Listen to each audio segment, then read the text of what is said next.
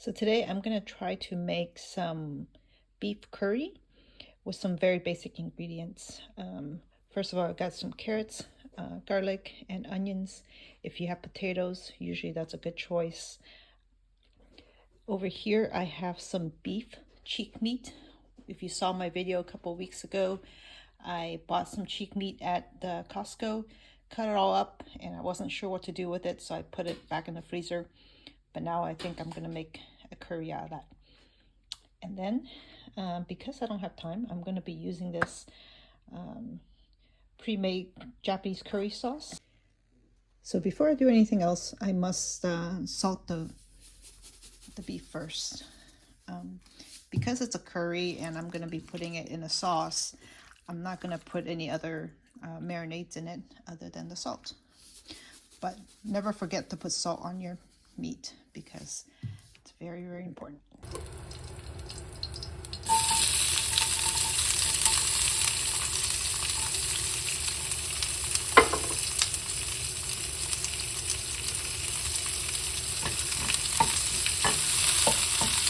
Make sure to break up your onions.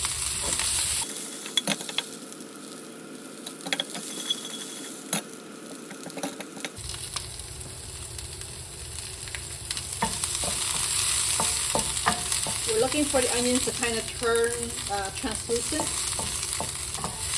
So it doesn't need to be brown completely or anything like that. Okay. I'm going to make some space in the middle and put in my beef.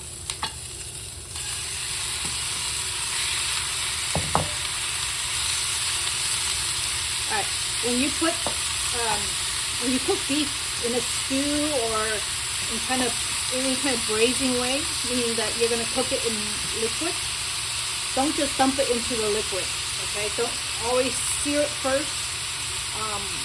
Searing meat because it's a muscle, when you sear meat, it constricts and it will suck in all the salt that you've marinated it with. And then it seals the outside so that other liquids doesn't, invade the inside of the meat so much. Okay. So when you're searing meat, dump it in. Make sure they're not like touching, like they're not on top of each other, and that they're touching somewhere on the pan.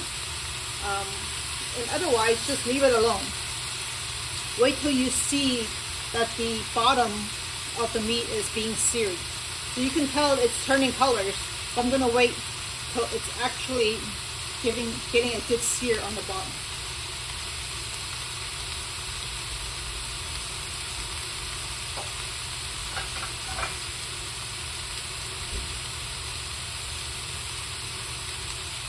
If you're not sure, just check one of them. And you see that some pieces have been seared nicely, others may not be, but don't worry about it, exactly. So right now I'm going to have the rest of the ones that are not, the edges that are not seared, to turn onto the pan so that it can get seared.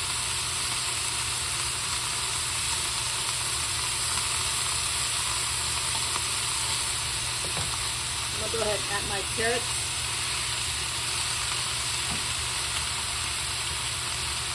Okay, while I'm waiting for this to cook, I just want to tell you a little bit about these sauces that you can buy at the Asian markets. It's one pouch meant for one serving, so you can see that they're gonna, like the spaghetti here, this whole one pouch will make it for that one person's meal. But if you look at it, it's 9 grams of sugar and 1180 milligrams of sodium. So this is really, really bad for you, sodium-wise. If you have high blood pressure, this is really bad for you. But when I use this, I never use it for one portion. This is going to feed, this is going to make this whole pot.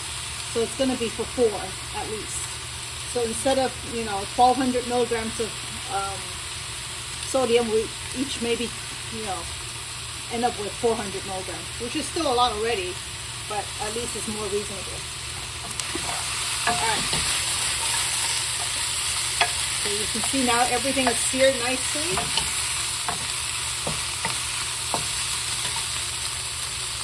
I'm going to put in a little bit of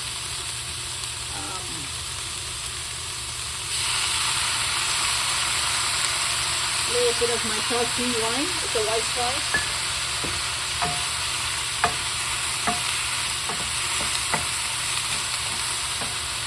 And then I'm going to open this pouch and pour it in.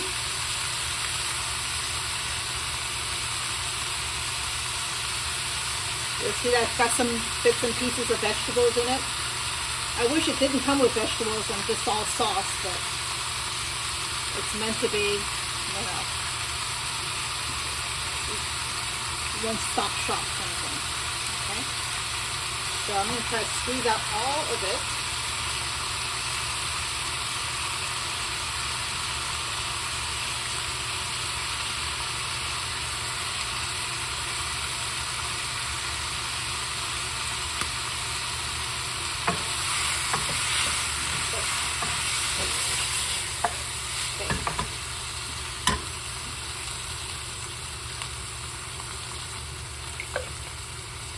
Okay, at this time, I'm going to turn down the fire to really low. And we're just going to let this curry kind of simmer for a while over the beef. And if it's not enough, you know, curry sauce, just add some water like you saw me do. And it will actually dilute that saltiness. And let's let it cook for a while. Okay.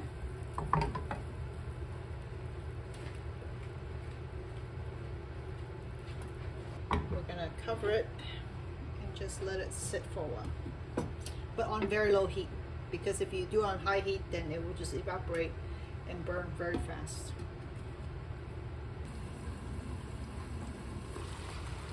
All right, so it's been cooking for about 30 minutes on low and covered, and you'll see that